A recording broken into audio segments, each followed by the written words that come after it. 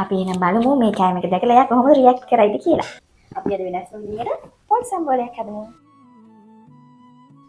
අපි ඉස්සෙල්ලාම දාගමු පෑන් එකට තෙල්, ඊපස්සේ දාගමු රතු ලුණු, සුදු ලුණු, අල්පින්ච, තක්කාලි, අමු මිරිස්, වේලි මිරිස්, කුඹල කඩ.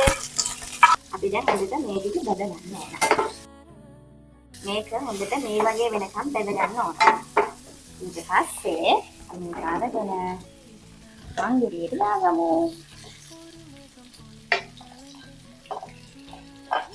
අපි මේකට ගම්බිරිස් ඇට ටිකක් දාගන්නවා. ලුණු කුඩු ටිකක්, කෑලි මිරිස් කුඩු ටිකක් දාලා අපි මේක හොඳට කොටා ගමු.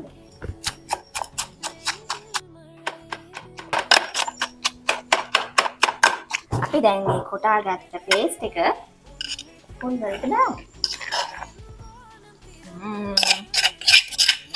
දැන් අපි මේකට දෙහි දාගමු. ඒ දාද්දී ඇට ටික අයින් කරගන්න අමතක කරන්න එපා. දැන් අපි හොඳට මේක අනාගමු. සුවඳක් එනවා. අපි එන රස බලමු.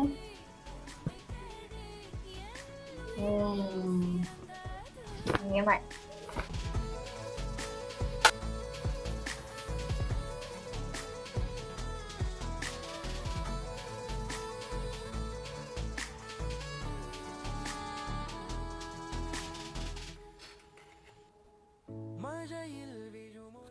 අපි එනම් බලමු මේ කෑම එක දැකලා එයා කොහොමද රියැක්ට් කරයිද කියලා.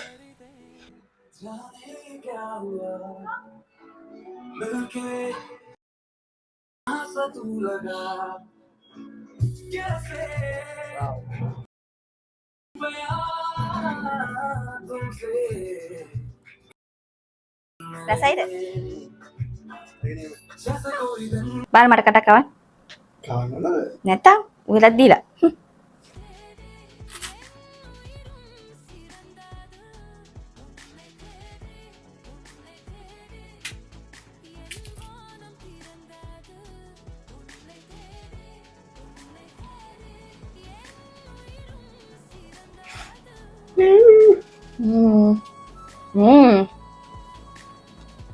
කොහොමද කෑම එක?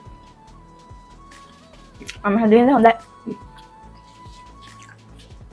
එහෙනම් ඔයාලත් හදලා කාලා බලන්න. බයි. ඉස්පිරිතාල හිටියොත් අපිට කියන්න එපා. බයි.